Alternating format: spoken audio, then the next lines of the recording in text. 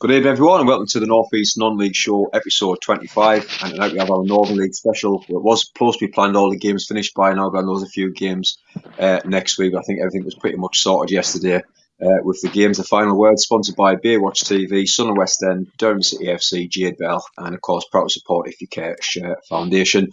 Some fantastic guests tonight. Join us, we have Paul Bryson of Berkeley Town, Gav Fell of Blythe Town, and Matty Thompson of Crooktown. All the towns in the house. But no, lads, thank you very much for joining us tonight. Evening. No, he's all very, very busy. Got things on, got the match on there. But yeah, lots to go over tonight. Relegations, promotion, playoffs, people who've not allowed to play at their own grounds for the playoffs. It's a lot to chat about tonight. Very interesting as well. We're going to go over a couple of, obviously, your own teams to start as well. Start with yourself, Paul, at Berkeley, and overall happy with Berkeley's season? Yeah. When I first went in, where you set your little challenges and your targets, and the first challenge was, can we improve on last year, which was a mid-season finish, mid-table finish. We challenged the lads that could we finish in the top five. So we've obviously done that.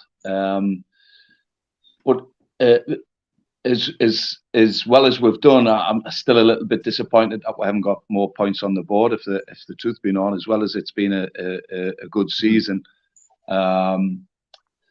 you always want a little bit more, don't you? And I feel that way. But hey, we're in the playoffs, and we'll see what happens. So yeah, pleased, but a little bit disappointed as well, if the truth be known. Yeah, and going at them playoffs, well, Paul, I mean, some cracking sides in there. Are you confident going into them? Well, the thing is, I think Gav will back us up here. I think in the league, the top 7 or 8 are all capable of beating each other.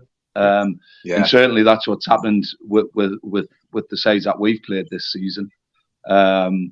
We've obviously got Horden. We've had two real tough games with Horden. We beat them at their place 3-0. They beat us with a last-minute worldie at our place a couple of weeks ago. On that particular occasion, the game was although Horden won the game. I felt it was a great advert for second division football, to be fair. Yeah. So we'll see. It's confirmed as Thursday, the game. And still not sure the venue. It's crazy, isn't it? Absolutely crazy. Which was a surprise to me last night. I was at a birthday party last night, and my phone's going mad. Oh, I'm just thinking we're playing at Horden. Everybody's saying, "Oh no, there's something to do with the stand or something." So, unfortunately, we're not playing at Horden. It's a neutral venue apparently. We're not. We don't find that out till tomorrow, by all accounts. It's unbelievable, like. It is. And Gav, yourself at Blythe Town, overall happy with Blythe says, I know, but like you say, it's just that one place missing out in the playoffs by a few points, and it must be happy but gutted at the same time. Yeah, I think probably just to echo a little bit what Paul said, this is my first season at Blythe, and I think when you look at last season, we were in a relegation dogfight, if you like, for the majority of the season and got out with about 3 or 4 games to go. This season we've went in, we did it properly. We set the challenge again to can we improve? Probably not with the ambitions of getting into the playoffs, just to kind of secure ourselves as a real solid mid-table team, if you like, to start with. You know what? I think the boys have done absolutely fantastically well. We did it properly. We brought the player data in, so they all wear their vests now, so we can track the work ethics and what they're doing. We do the VO like many teams do at the in the Northern League, and I think we're surprised ourselves to start with, and then we kind of you don't really know where you're going to stand until you've played everybody once, if you like, and you're thinking, okay, we've done the rounds the first time, and there's not really anybody there who we should be fearing going through kind of playing them again, if you like. And I think we had our presentation night last night, and one of the messages that I give to kind of the team themselves was I was delighted with their attitudes and the performance and the work rate. But I think the one thing that's let us down big time this season has probably been that inconsistency. We are absolutely fine when we come up against your Hordens and your Bertleys, and except for when we're at Paul's place and we got 3 men sent off and we had to play with it was hard enough to start with without doing it with 8. But like, we've never let ourselves down against some of the so-called big boys. And this is no disrespect to any other team, but I think I sat down part of the presentation and I went through and we lost like 21 points from winning positions. You know what I mean? Against, with all due respect, against teams like, without kind of sounding too blasé about it, we're against teams that we should be beating. So, perfect example was yesterday. Jarrow have been really, really struggling. First half, we are absolutely awful. Second half, we've kind of played them off the park, but ultimately you come away and you're getting beat 3-1. And that one game really kind of just summed up a little bit of our season, like kind of that inconsistency. And I think Bryce, I wasn't there at the Berkeley game at home, but we're 2-0 up at half time. Routledge has been sent off. I'm standing in the dressing room and I say, if you take one thing from this team talk, this game is not done. They're going to come at you. They've got nothing to lose. They've got everything to gain. It's not done. Like, we need to make sure we're playing on the front foot and we keep doing what we're doing. We keep getting at them, and everything that we said at half time, within about 5-10 minutes, it's 2-1, it's 2s each. They go 3-2 up, and we score in the 93rd minute, and we're celebrating like we win the FA Cup. And I'm absolutely devastated on the sideline, thinking like, I cannot believe that we're happy with 3s each when we're kind of 2-0 up against one of the better teams. And the boy who's been scoring for fun is not going to be causing any problems in the second half. And you just look at that and you go, yeah, it's 1 point, but in theory that's 2 points lost. And you add all of them up, we would have been firmly secured in that playoff. And I think in any one given day, on any one given game, if you like, I think anybody, going back to Paul's point, anyone in that top seven can beat each other. So the playoffs are going to be really, really interesting, because I don't necessarily think there's some like huge favourites in there. So we'll see. We'll see how it all pans out. Definitely. I know I've seen a couple of games this season for Blythe down the hub as well, and always look very organised. And I'm sure with obviously just missing out on the playoffs, it'll be getting to see yourself and the lads all together to push on for that next season. Yeah, we've got one game left tomorrow against Washington.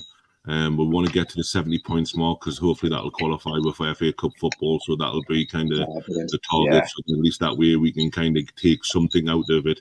But I think if we can keep the nucleus of that squad together, add a few additions, I think we'll be really competitive next season. And I think the younger lads who were brought in have now got a season under the belt and they know what it's all about. It's kind of, so hopefully that'll just bode well for next season. But you know what? There's going to be some big teams coming in there next season, so it's not going to be plain sailing again. Yeah. Definitely. Before you welcome you in there, Matty, there's a nice comment for you. No Matty, no party. So here we go. It's my best friend. But obviously a great job. Great job with Brandon before joining Crook, and I know we had you on just before, I think it was the first Crook game, and you kind of said that you were going to come on and hopefully this is your next game, pushing on with Crook and stopping the goals from going in, and it's exactly what you've done since you took over Crook. Are you happy with what's happening for the remainder of the season there? Yeah, I mean, the turnaround, when I went in, we were sitting 19th, and we played 3 more games than everybody in around us.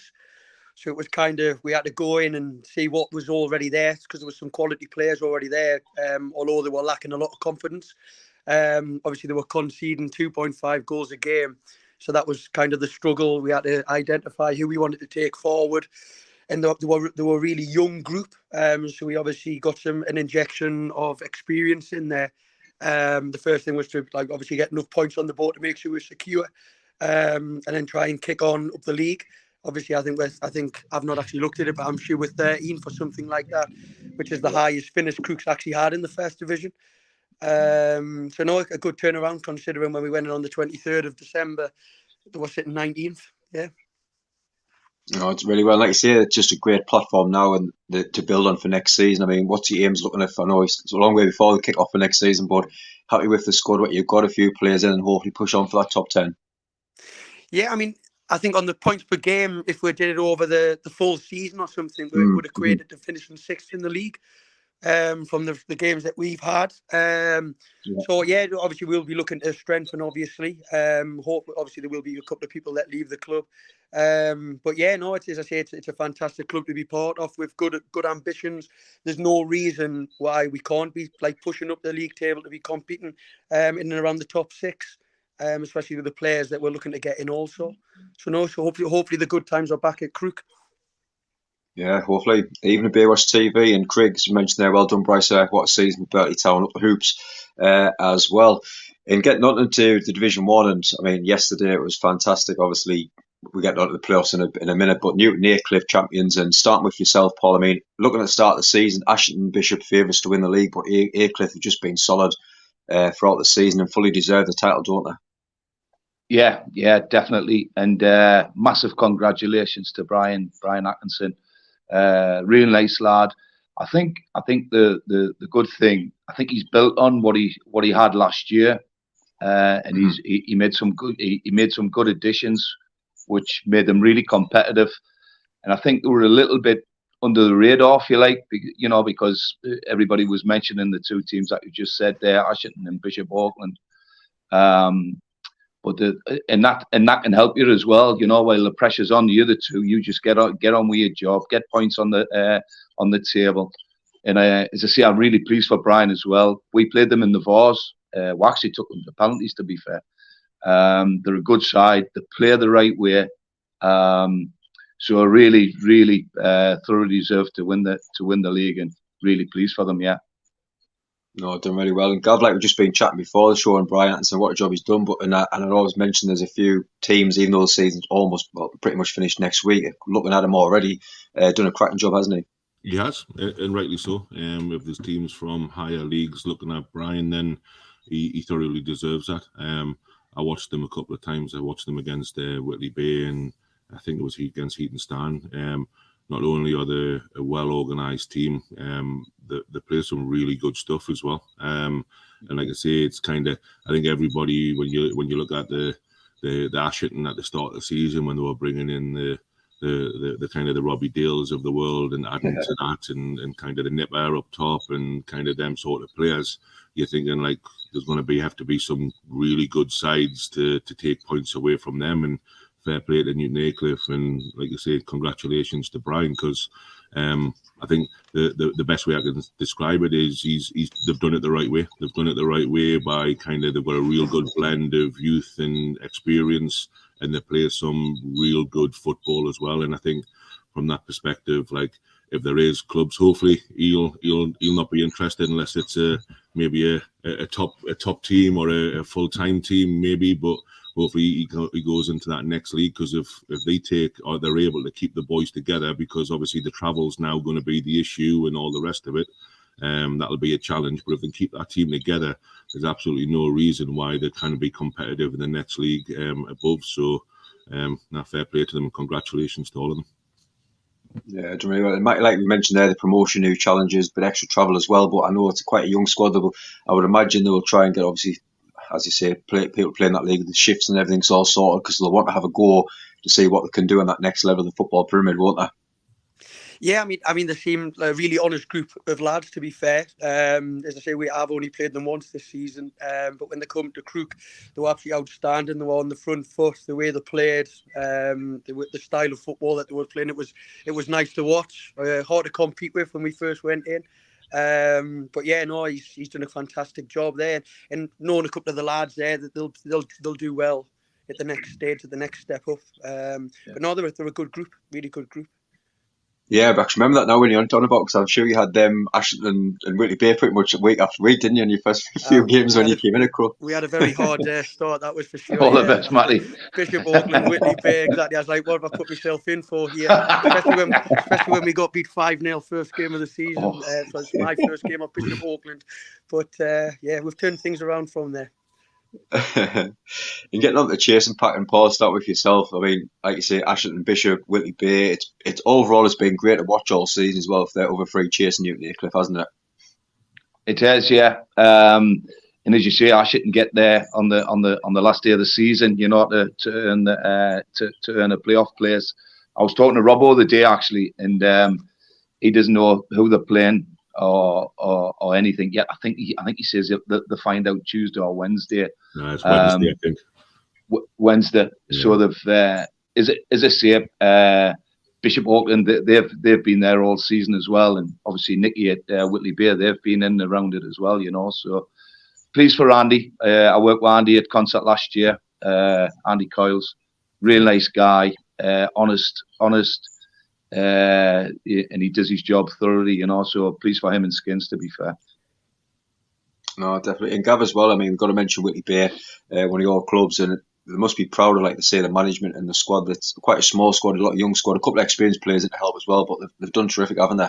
Yeah, Nicky's done an awesome job, to be fair. And I've watched them, obviously, because they're on my doorstep. I watched them a few times, and again, they play good football. He's got them well drilled, but he's the good thing with Nick, he's got no kind of worries of bringing kind of the likes of Noah's in and people like that who are like really good kind of young good footballers, you know what I mean? And he's got a good team, and Nick will take them on to the next step.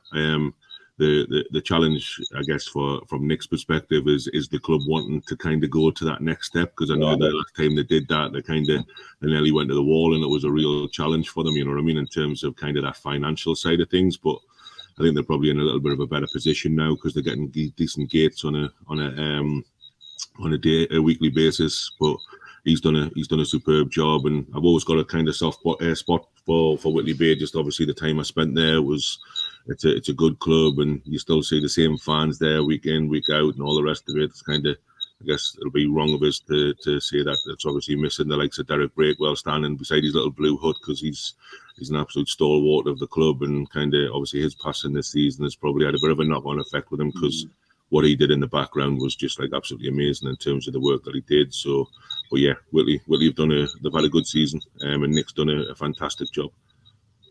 Yeah, with Baywatch TV, just mentioned there, the young lads have really done us proud. Like you said, done a cracking job as well. And Matty, yourself, I'm going to have to go on one of these parties. No Crooktown, no party. I think it must be on after every game, these parties, Ryan. But yeah, getting on to the game yesterday, I mean, second versus third, the way it falls, the last game of the season, playoff spot, and I think it was nearly 894, nearly 900 people there watching yesterday, and Bishop go 1-0 up, Cartwright gets 1-1. Means actually go to the playoffs. Can they do it against a team above? I think you kind of look at the Northern League and the Division 1, the kind of the teams that's playing there are possibly on that level, if not stronger already than teams above anyway. They should have a good chance of going up now, shouldn't they? Yeah, I would say so. As they say, they've got a very experienced group there that have just several players have played higher, haven't they? They've got a good management team, and the strength of the Northern League, although it's not as strong as what it has been in the past, it's still a competitive league, and all the teams that have gone up have had a successful season, haven't they? So no, fingers crossed. Yeah, it'd be great to see another team push forward, and a club like Ashton does deserve that. Yeah, that'll be really good. And now looking at the standouts from below the pack as well in the mid-table chase. I mean, starting with yourself, Paul, the 5th, 6th, West Allotment and Wickham. For me personally, saying that was good seasons. Been really impressed on what Lee Haldane and Barry Smith's also done it with Wickham as well. Really fantastic. I know they beat Bishop and Ashton a few weeks ago, and probably had a huge say in that title race as well. Some good teams in around that little chasing pack as well after the top 4, hasn't it? Definitely, yeah. And also they had a change of management. Obviously, when Lee came in, obviously Tony took the concert job, didn't he? So the transition was a good transition as well, because Lee kept them going, and as you say, they finished a respectable 5th or 6th. West Allotment, I think they've done really well. You know, I think I'm not sure like budget wise, but you know, I wouldn't like to say, but considering the budget what some of the other teams have got, and for them to finish up there, I think they've done brilliant this season, West Allotment. And arguably lost their best player to Noah Shields. Yeah, which it would be a big miss. Yeah. All right, definitely. And another team, Gav, that's really impressed us is Heatonstown. I know we've had them on the show as well. They've done fantastic down there lately. They can be very proud of their season as well, can't they? They can.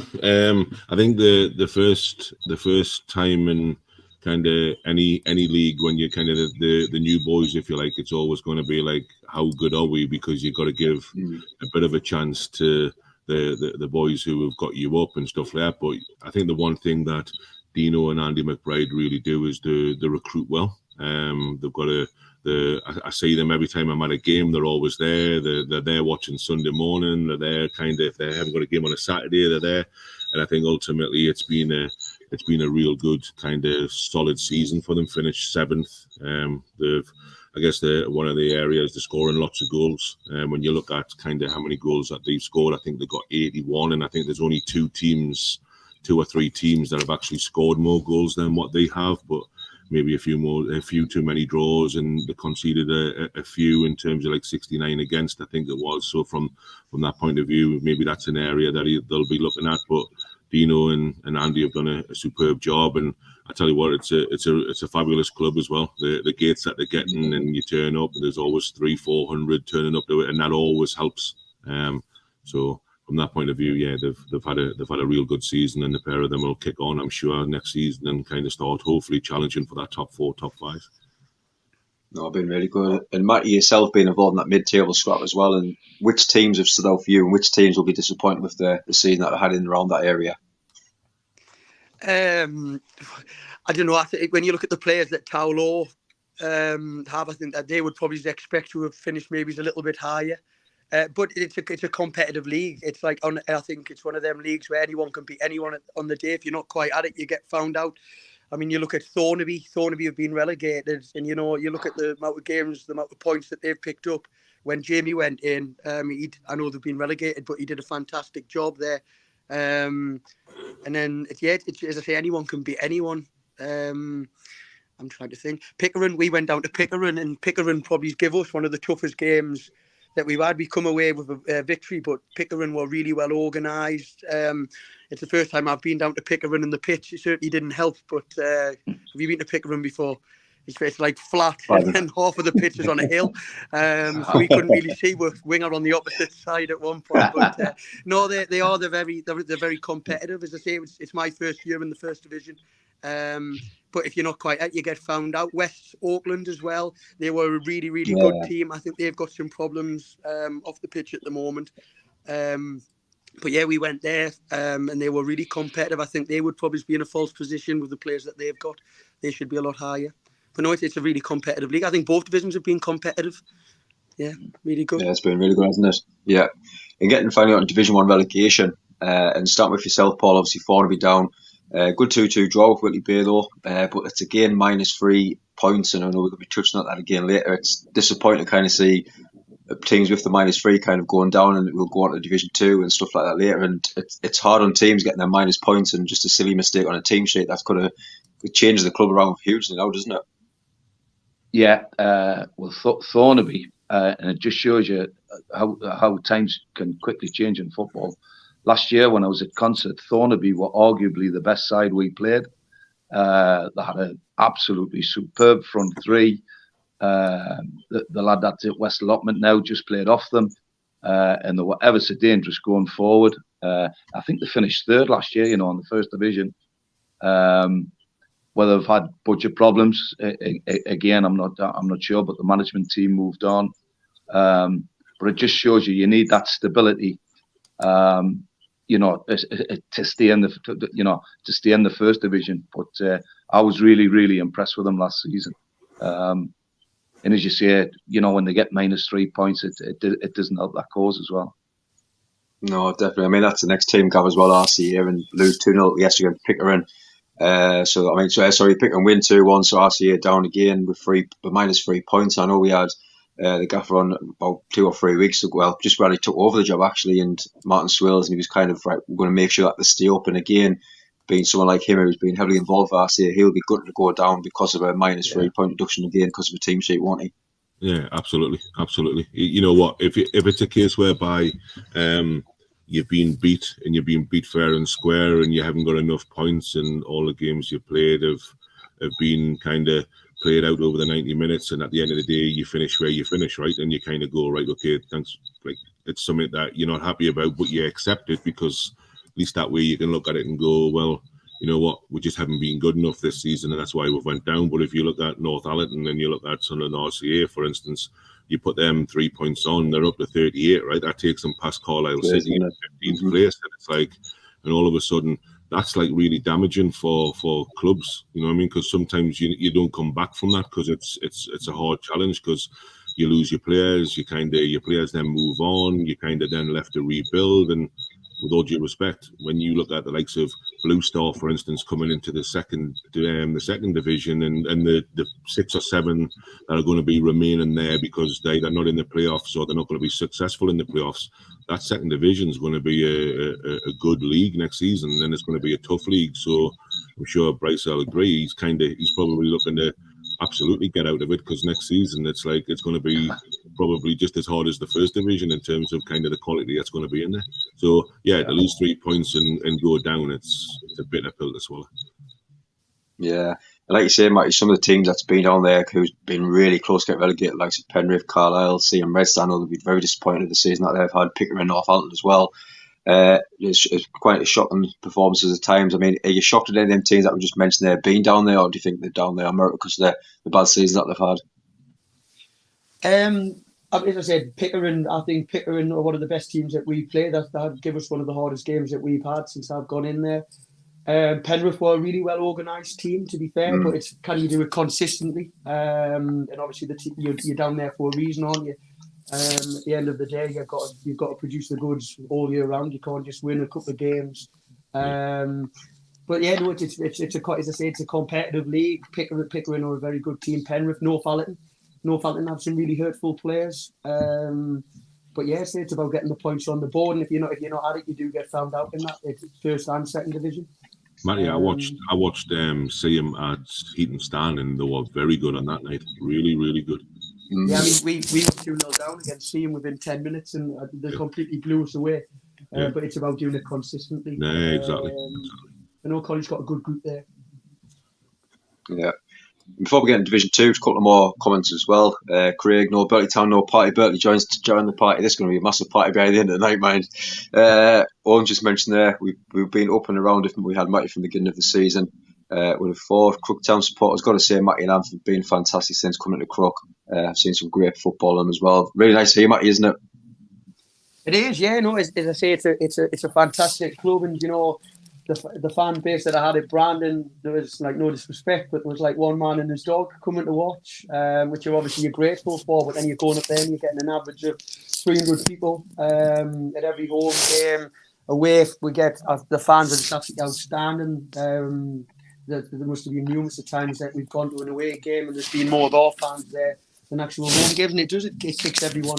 It motivates everyone to do better for them, doesn't it?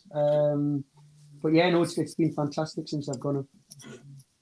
Excellent. No, Baywatch TV just mentioned I thought West Auckland would have a better up the further tail. I know they started, like I say, they had a good up there, but they just seem to slip very lately. I know the teams that were kind of below, they just seem to want a bit more than West Auckland over the last few games, what we've seen in the results as well. Craig, got to go, guys. Have a good evening. Yeah, Craig, thank you very much for tuning in again. Everyone that's watching again as well, smashing the double figures again. If you haven't already, please hit that subscribe button as well. Just smash past 800 subscribers there the other week as well. So absolutely fantastic support as always.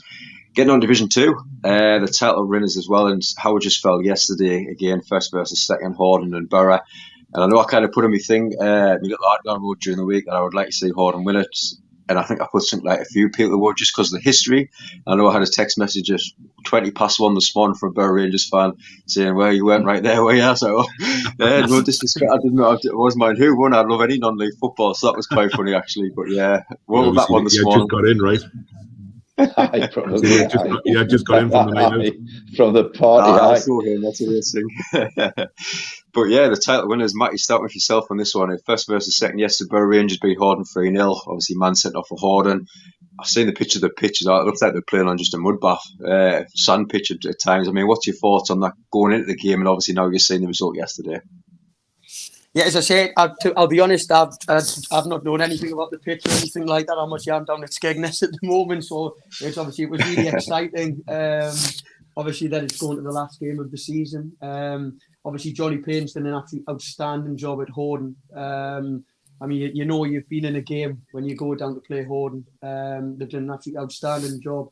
I never got the opportunity to play against Borough Rangers, so I don't know anything about them. But they've been very consistent. They've been out on top for most of the season. I don't really know much about them. From what I've heard, they were very experienced, almost like an old-fashioned Northern League team. But yeah, no, as I say, credit to them, and it certainly makes the playoffs interesting having Horden in and around them. Definitely. And Gav, you've obviously played them twice, Borough Rangers season. What's been your thoughts on the games that you played against them? We got beat off them 1-0 at our place. They scored in the 93rd minute. To be fair, we played a 4-4-2 diamond against them in the first, when we kicked off. And honestly, for the first 35 minutes, they couldn't live with us. They were screaming across the manager, "Tell me what's going on here. Sort it out. What do you want me to do?" And we played really well, and we missed a number of good chances, and they got one on the 93rd minute. It literally trickled in. It was like a melee in the box, and it's just trickled past the guy who's come off the post, and we're like, right, okay, 1-0 down, and we drew nils each with them at their place. And to be honest, go back to Matty's point, they are a typical Northern League team.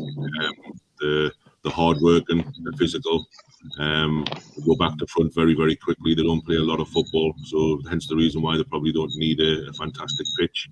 And they're one of them type of teams where, with all due respect, you've got to stand up and be counted, because if you don't, they'll absolutely steamroller you. And to be fair to them, congratulations to them, because they've never been out of that kind of top 2, top 3 all season. They've always been there, and everyone's kind of probably had the comments of, you know what, they haven't had the bad spell, and they've never lost a few games, and they're going to drop some points at some point, and they never did. They just kept on churning wins out the wins, and they've got a lot of 1-0s and 2-1s and making goals at the end of the season, at the end of the game. So it's kind of, from their perspective, their attitudes and the physicality and the work rate and the never say die kind of attitude that they've got has kind of held them in good stead, because I think they've come through 3 or 4 promotions over the course of the last few seasons. I think it's been the nucleus of the same team all the way through. So you can see, like, team spirit wise, they'll run through brick walls for each other, and you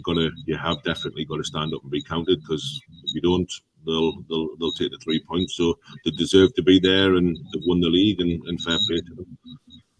Definitely. I know yourself as well, Paul. You've had some good battles with them this season. What's your thoughts being on the champions? I'd agree with what the 2 lads said about them. Very, very experienced. I would class them as like a real effective team for the division. Play to their strengths. From day one they've been up there. So at the end of the day, you finish where you deserve to finish, and they totally deserve to win the league.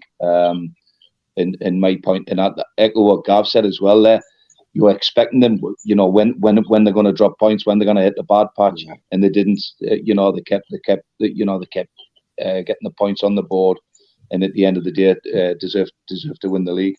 Our 2 games, we drew 3s each down there. We were very good first half, but again, what Gav said there, they've got a great team spirit and togetherness, and a never say die attitude, and they came back to draw 3-3. Well, the game at home, which was only a couple of weeks ago, a real competitive game, and we were on the wrong end of 2 really, really poor refereeing decisions. One was a sending off on Joe Barwick, and the other, which was an assault on Ian, which he got booked for diving by all accounts.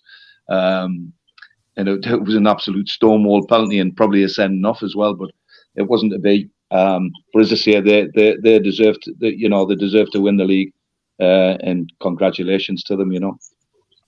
Definitely. And looking at the playoffs now as well, I mean, what a season's been. 1 point close from the top, pretty much from second down to 11 at one point. I think it was about 6 or 7 weeks into the season. He couldn't split them. But now looking at it, obviously you've now got Horden, Bedlington, Billingham, and Burley in there. Paul, starting with yourself, obviously with being involved in it. The playoffs. Looking at it on paper, who would you say would be the favourites going into that one?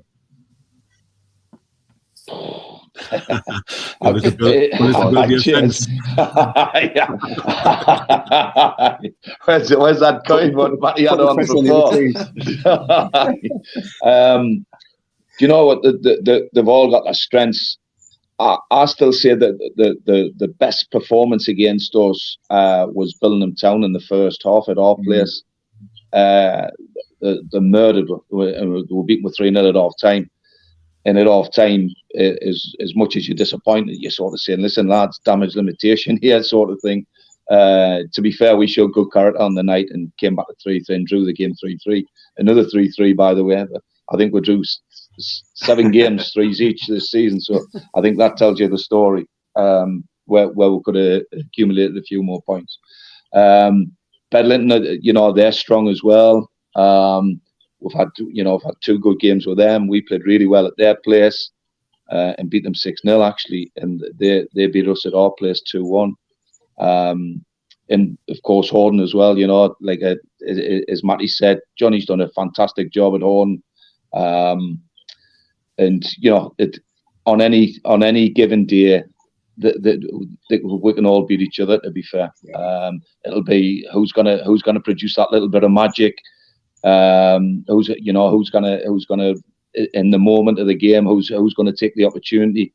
And hopefully it can be us. We'll go into it very, very confident. As well Horden as well. So we'll see what happens on the night. Definitely. And Gav just mentioned Horden as well. I mean, see the loss yesterday, a man sent off, and obviously now kind of play the games at their home ground. Do you think that will be will affect them, or do you think that will push them on a bit more to hopefully get promoted? No, I think it will have an impact on him, without a shadow of a doubt. I think anybody who says they love going to Horden to play a game of football on their pitch, the way it is, and the slope and all that sort of stuff, is just barefaced lying, right? It's kind of it's a place where they're really, really effective. We were there a couple of weeks ago, and we got beat off them 1-0. We beat them 2-0 at our place, 1-0 at their place. It was a really competitive game of football. Going back to Bryce's point, it was kind of 1-0, and it was just an error that we've made, and they went and capitalised on it. We've had numerous chances to get the game won, but I think it will have an impact. I think it's losing the league, if you like, on the last game of the season you're gonna have to have a lot of characters in the dressing room, and I have got them, by the way, but that's going to have an effect, and obviously they're not playing at their own ground is going to have an effect, and I think it's wide open. I think, me personally, playoff wise, if you want to put us in the position, I'll tell you what I think. I think Berkeley will get through theirs, and I think Bedlinton, will get through their playoff, and I think it'll be a Berkeley Bedlinton final, and I think it'll then be moments of magic, and I just think the likes of Routledge and people like that who kind of score goals, and these where Bryce has got some players in that team that can pick a lock and find a pass, and at the end of the day, the boy up top, he only needs a couple of chances and he's going to be scoring goals. So it'll be on them kind of little margins and fine margins in games, and I think it's going to be really interesting. But like you see, you cannot not take the likes of Billingham Town seriously, and also you've got to take Horden seriously because they finished second in the league, but they've had a bit of disappointment over the last 7 days, and it's whether it galvanises them or whether it affects them. Let's wait and see. Oh, definitely. And Matty, apart from obviously Horden, the 3Bs, Benton, Billingham, Berkeley, and you put all them 3 teams together the last 5 games each, and obviously that's 15 games, only 1 loss and 1 draw for all them 3 teams in the last 5 games, and it's going to be so close. I mean, looking at it, who do you fancy out them teams to go up? I'm going to go Berkeley. I think Berkeley will go up. I think Horden will be hurting from obviously yesterday. Obviously, with the lad getting sent off, and just looking at the squad that Berkeley have, they've got a lot of experience that people have actually played higher. As Gav said before, they've got players that can pick up lots of different types of passes and killer passes. And you've got a lad like Adrian, is it Aiden Routledge up front? Aiden Routledge, yeah. He scores. He's been scoring goals left, right, and centre, hasn't he? So as I say, when you've got someone like that in your team, he's going to cause problems, isn't he? But I certainly wouldn't rule out Billingham Town because they've also got a lot of experience in their camp as well. They'll be the ones that will probably go around their business a lot quieter. Well, they certainly have, haven't they? They've come into it late, haven't they? But no, for me, Berkeley will go up. I think Bedlinton having Matty Hayton back as well will be interesting as well. I think he's a big part of their team, and he's kind of their Hayton Routledge, if you like. He's a good player. He leads the line really well, and he doesn't need too many opportunities to be hitting the back of the net. So you see, hopefully there'll be lots of goals, and it'll be whoever scores the most, right? To be fair, if you look at them 4 teams, they've all got like a real good marksman, Maxwell, Maxwell, Pounder, Ryan, Hayton, Aiden and Aiden. Yeah, they're Definitely. all very good centre forwards. Anybody would want. Definitely. Yeah, I agree. Totally agree. Fantastic. And we're going to push as much as we can over the next couple of weeks to play us in the Facebook group as well and get the votes and stuff like that. So keep an eye on that over the next couple of weeks as well. And looking at the other teams around, obviously, come below the playoffs now. And start with yourselves, obviously, Blythe, Redcar, Prudhoe, Bolden, keep fighting away. Just need that little bit more time. But I imagine all for them teams now turn to next season of kind of what can we do now to push into them playoffs for next season as well. Yeah, absolutely. I think we know where we need to strengthen. Our top goal scorer was Slats with 30, and the next top goal scorer after that was 7. You know what I mean? So you need somebody alongside to share that burden. If we could have found one of the, for instance, we had one of the 4 that we just touched on there, who's going to give an extra 25, 30 goals on top of what we've got, then actually them games that we were drawing or them games that we're losing, because we created a hell of a lot of chances. So we need to kick on. Prudhoe started off really, really well. They battered us at the first game of the season 5-1, and we're thinking, hello, we've had a really good pre-season, and 5-1 after the first game, and we thought, hold on a minute. And the beat were away at home as well, so it's kind of, and you had one team that wanted to play football and the other team who was kind of very direct and honest and hard working, and it was, again, really, really effective the way that they played. And Bolden and Redcar beat us 4-0 at home, and then we went and beat them 4-0 away. And Bolden, yeah, they've got the boy up top, Levi Collins, who again scores an absolute boatload of goals. But we beat them twice over the season. But again, they are a good side. So then you throw into the mix the new teams that are coming in, the ones that are getting relegated and the ones that are getting promoted. It's going to be a tough whole season. So I'd love to sit there and go, yeah, you know what, we're going to bring in new faces and we're going to guarantee ourselves to get into the playoffs. As we well know, that doesn't work that way, and it's going to make sure that we kind of continue to progress and improve and upgrade in terms of what we've got, and kind of keep building on kind of them inconsistencies that we need to kind of just iron out. And if we iron them out, then we'll be okay. But it'll be tough. No, definitely. And Matty, yourself, I was going to give you just chatting about Brandon as well. Obviously, finishing, I think there's 10th. Obviously, a fantastic season from a lot of the hard work down to yourselves before you left the club as well. I mean, some of the, I think it was 13, 14 games unbeaten at one point. And obviously, the Vars, I know I've seen you playing down at the hub as well. Some fantastic football. I know they'll be very proud of the season that they've had as well. But the likes of Easton, Chester Street United, who I've seen play a few times this season as well, play some cracking football down at the hub. Obviously, you've got the Uni, Ashwood and Chester Street Town, who's done well since the new management came in there. Williams and Thorny mid-table. It's been a good little scrap between that little pack, hasn't it? No, it certainly has. I mean, obviously, Chester Street United have come into the league. Very young team, obviously, but they've more than held their own. They play a great brand of football, and they do things right on the pitch and off the pitch. I think they've been a great addition to the league, to be fair. Obviously, Redcar Town, I know they were pushing higher up than them, but Redcar Town are a really useful team. They've got some really hurtful players as well, and I think it just comes down to the consistency, like we mentioned earlier. They'll be a team to watch for me next season. And Prudhoe, I mean, I live there. Prudhoe have had an outstanding season. I think, as I say, I think they've hardly lost a game at home. They kind of made that Kimberley Park a fortress for them, and you certainly know when you're up against Prudhoe what you're going to get. They're all honest lads. It'll be one of the lower budgets if they've even got a budget. They're very competitive. You know, you're going to go there and you've got to be at it because you know you're going to get found out. They work really hard. They're hard to beat. They're very direct.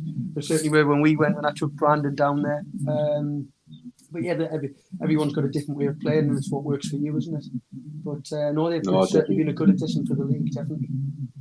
Yeah, I know Redcar Town are going to be on them next season. I think I've been down and done 2 video vlogs for them. They got beat. The first video vlog, they got beat 4-0 off Chester Street United. They got beat 3-1 the other night off West End. So I don't think there won't be any there time soon. I was just saying that. To be fair, I've surprisingly seen on social media there before that Kenny Mealy has left Prudhoe. And I agree with Matty. I think he's done a fantastic job there. The first season in, they came into the league late. They've consistently lost their best players. They lost Dip Fuller to Wickham. We took Lewis Exley, and for them to finish 8th, I think he's done a cracking job. I think he's done a real good job, and I was really surprised at that to see what I've seen in the social media before. Well, that's a shock, isn't it? And with yourself, Paul, stick with you for the relegation part. And apart from obviously Wilton, who's been pretty much bottom all season, I mean, you look at the good battle between Washington, obviously being a great one. Obviously, all these catch-up games that they've been playing. West End, who started quite well when the new management came in, kind of slipped away, but a great win the other night against Wrecker. You got Jarrah in there, Wrighton, who's been picking up points as well. But I think looking at the teams, I've spoken to a few of the managers as well, they just need more clarification a bit early in the season of how many's going down. I know we were chatting to the West End manager before the game on Friday night. He was kind of saying, well, if we win tonight, we should stay up on the point ratio of teams that want to come up. If they've got a worse ratio, then they stay up because of that. And it was just no one knows, and they couldn't celebrate because they've won a game of football and they're still going down. It needs to be sorted early, doesn't it? I totally agree.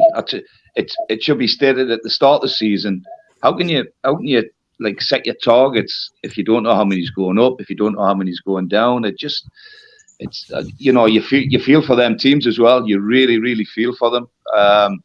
You hear that there might only be one going down, there might be two, there might be three. Like it's no way to be on. The Northern League years ago used to get slated, but I tell you what, there was a 3 up, 3 down. And it did what it said on the tin. Now there's loopholes here, there's loopholes there. You didn't know who's coming up, gone down or what, and it's really frustrating. That really frustrating. And I feel for the teams. You know, you got people like all teams have the head. You know, they've got these people behind the scenes that absolutely work their socks off. And it's real tough that they don't know, you know, where they stand. No, definitely. And a question just before we end the show, going to go around the screen as well. So, Gav, starting with yourself. Four questions for each of you. Your best team overall that you've seen play the season from Division 1 or 2. Any team that you've seen from the Northern League? I think, to be fair, it's probably got to be Aycliffe in terms of the best team that I've watched. They've won the league. They've been, especially in the first division, they've been the best team. And I'm a fan of Berkeley Town, the way that they play. I'm not just saying that because Bryce is sitting on the call, but they play football in the right way. They've got good foundation in terms of the goalkeeper and the back four, and they've got some exciting young and experienced talent throughout the team. And the good thing is they can bring people off the bench and affect the game, and they're a good side. So being a football man, you want teams that are doing well, that by playing football the way it's meant to be playing, and I think they're effective by what they do. So yeah, they'll probably be first division would be Aycliffe, and second division would be Burley. Yeah, and number 2 for yourself, Gav. Who would you say is the most surprising team? It was a team that got mentioned early in the conversation. I think West Allotment. I think what they've done this season has been nothing short of superb. I think ultimately from their point of view, I know they haven't got a big budget, and I know they've got they lose some of their better players. Like some Matty Hayden, who was at West Allotment, and then goes to Bedlington, and you kind of would have been able to replace them. And I remember I watched them against, I think it was Whitley Bay, and I think there was something like 5-0 to beat Whitley Bay, and it was like they were well worth it. By the way, you know, I mean, they were superb that night. So I think West Allotment have surprised a hell of a lot of people, and I think they've been superb this season. So yeah, I'd stick with West Allotment. Yeah, and who would you say has been the most disappointing team we expect to be up there or in a certain position, but they just haven't lived up to that this season? That's a good question. I wouldn't say I'm disappointed in any of them, to be honest with you, because it's wrong to probably say you're disappointed in them, because the fact of the matter is there's a hell of a lot of work goes into behind the scenes and training and coaching and travelling and all that sort of stuff. So from that perspective, I want to sit kind of firmly on the fence and just say, like, you know what, it's kind of probably not right to say you're disappointed. I guess if I'm I'm Ashton's manager, the team and the budget they've had, I'd probably be looking at and thinking I would want to get automatic promotion, and I would want to get out of that league, and I think I don't think he'd be like disappointed as such, but they've got some proper players in that team, and they've obviously had a decent budget to work with and all the rest of it. So yeah, listen, it's hard enough job to start with, so it's never easy. Yeah, and finally, Gav, your best player that you've seen this season, who's just stood out, what you've seen? Best player. I tell you who I was really, really impressed with. There was a boy when I watched Ethan Starr against Michael Robinson, or I watched him. Is it Robbo in the midfield, the blonde-haired lad? He was absolutely exceptional on the night. He was superb. He's just everything about it. He ran the show for the kind of the 90 minutes. So in the first division, he would probably be the best one. I always like watching Paul Robinson from Matchett. Like, he's having an Indian summer, because with all due respect, that chop he's got is like 10 years ago, everybody knew that it was coming. You lads who are coming through are learning that it's coming, but it's like he's having this Indian summer for himself. And I think the boy in the second division is going to be in Routledge. He kind of score 50 odd goals in the season and not have something about you. And he's scoring goals for fun and breaking records and doing whatever he needs to be doing. So yeah, that would be my standout players that I've seen this season. Brilliant. And for yourself, Matty, start with number one. Best team overall that you've seen play, or that you've been obviously from watching from afar as well. First division, I'd have to say Bishop Auckland. Bishop Auckland, they've had a great season. They've got the players that they've brought in, some real experience in there. I just love the brand of football. The players, I say, we were on the wrong end of a 5-0 to them, but as I say, I've watched them more than once, and I've been really impressed with them. Second division, it'd be between Berkeley and Horden. Having said that, Blythe Town, obviously, I don't think I've ever beat Blythe. It's one of them where we were on a good little run, and we played Gav's lot, and I think you put 6 past us. We just couldn't get anywhere near them. They were out of sight within 15 minutes. But yeah, so I'll go Berkeley. I must say, as much as the striker gets all the plaudits, I think his partner as well, Glenn Hargreaves. Is it Glenn Hargreaves that players compliment each other so good? He doesn't probably get the plaudits.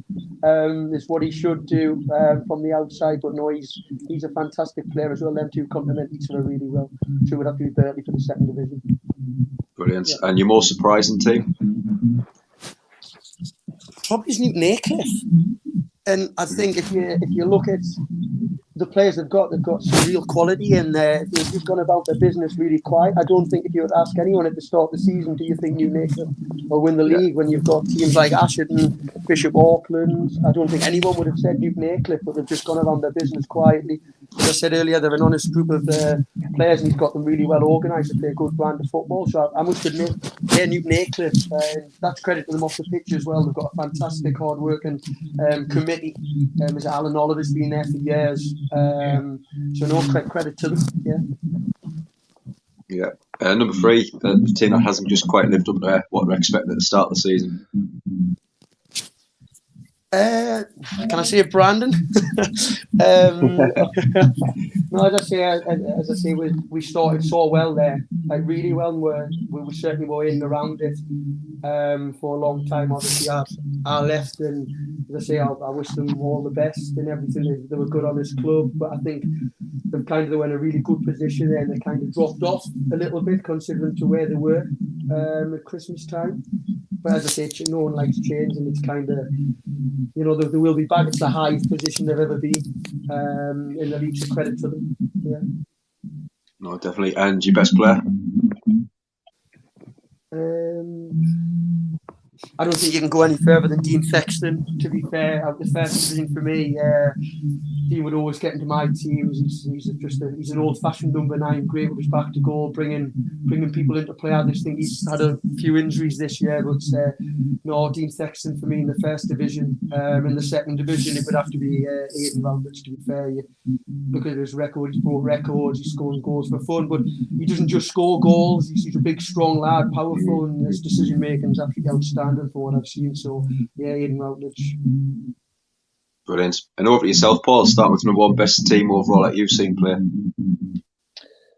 The side that Gav mentioned, Newton Aycliffe. As I say, we were fortunate enough to play them in the Vars, and I was really impressed with them, the way they played. So Newton Aycliffe for me has been the best side I've seen. Yeah, and most surprising team. Again, I tend to agree with Gav as well. With West Allotment, because them sides, your Ashitons, Newton Aycliffes, Bishop Aucklands, they've competed with them, and as Gav rightly said as well, they've arguably lost two of their best players, Matty Hayton at the start of the season, and Lawmouth halfway through the season. So. Fair play to West Allotment, and fair play to them. Yeah. Yeah, and number 3, that disappointing team who hasn't just kind of lived up there. What was expected at the start of the season? I would probably say in the first division, West Auckland. With the players they've got, you would expect them to finish higher in the league, which they haven't for some reason, but they've got some real good players, so I would say them are slightly underachieved, if you like. Yeah, and your best player? I didn't know you were going to ask these questions. To be fair, again, to be fair, when we played Newton Aycliffe in the Vars. And again, I've only seen them. I've seen them once, but I know of the lad. Lovely on the eye, midfield player called Ethan Wood. He'd be over the moon. I've said it because I'm pals with him as well. To be fair, but he's like dead easy on the eye. Lovely footballer, and like my type of player. So Ethan Wood would be the best player I've seen in the first division. In the second division. And again, that's a tough question. But I like the lad Pounder from Billingham Town, and Matty Hayton from Bedlam. I think they're two good centre forwards. Yeah. Some great answers there, especially going to expect them putting a bit under pressure there. But some really good responses. But lads, honestly, thank you so much for coming tonight. Great advert for Northern League, and I hope to do a lot more of these going next season. I've had a great idea actually. I think in the summer we should get a few players on, a few free agents, get a few managers on. We'll do a few bids to see who wants to sign them for the clubs. We'll have a little bit of fight on live on the show. Get the notes out, £10, £20. Yeah, exactly. Yeah. Like a 1 hour of an illegal approach. Be good. 7 days going into some wood. But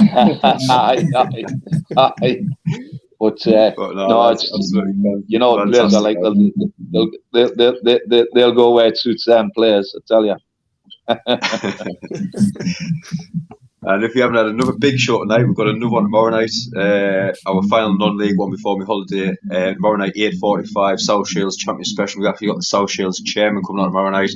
Absolutely massive. I'm over the moon that he's actually great to come on the show. Fantastic. And I know since yesterday, Philip's obviously leaving, the amount of text messages I've had to say, please ask him this, ask him this, ask him that. So that should go on quite a while on tomorrow night, but we're really looking forward to that one. But again, lads, thank you so much for coming on the show tonight. I hope you all enjoy your rest of your night, and everyone that's been watching as well. Thank you so much for your support as well. Pleasure. Thank you. Brilliant. Enjoy the rest of your night. Cheers, lads. Cheers.